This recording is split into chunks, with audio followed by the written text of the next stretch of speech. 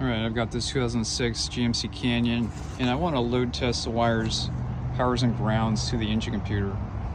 Now I see everyone has a headlamp bulb load cage these days. Check Engine Chuck makes a good one. And anyways, kind of ask ourselves, first of all, like if I want to load test this ignition 1 wire, we really don't know what the load capability is of that wire. Unless you cut the harness open and physically cut it open and measure the internal copper strands, which no one's going to do, how do you determine how much current a wire can handle? Can it handle the average 5 amp headlamp bulb, which I believe that's a low beam. And if you want to know, you can always look for something like this, 12V65W. That's 65 watts at 12 volts. Divide the voltage into the current and you'll get basically 5.4 amps on this one. So we have 5.5 amps. But how do we determine that wire size? Well, if you go and you look for a little bit better diagrams, this is Protoman's custom diagrams in Mitchell type systems for service information, but you can also find either on Protoman or if it's missing, GM service library for a cost. Here's that same circuit, ignition 1 voltage. That 0.5 is that's the thickness of the actual wire itself. So that's a gauge of wire.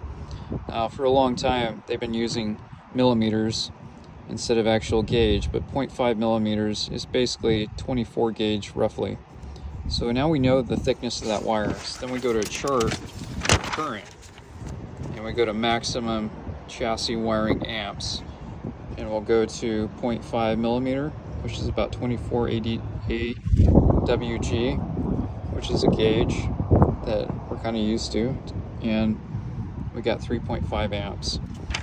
So technically, you shouldn't be load testing that circuit with that current.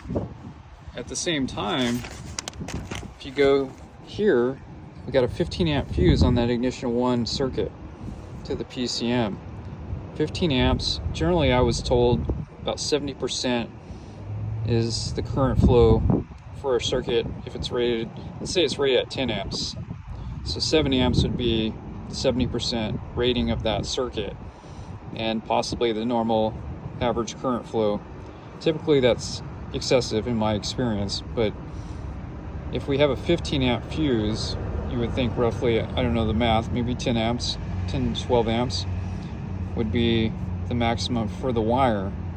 But as we just saw, that wire, which is about 10 feet or so, is only 3.5 amps max. So this kind of shows you, I mean, the engineers know what they're doing, but basically you don't want to leave your headlamp bulb tester on there for a whole lunch break, in my opinion, because you might overload that wiring and stress it, and I doubt you would burn it up. I mean, you might probably have to leave it on there for days, but we're trying not to damage the wiring when we test circuits. So I would never keep your load test device on there for too long.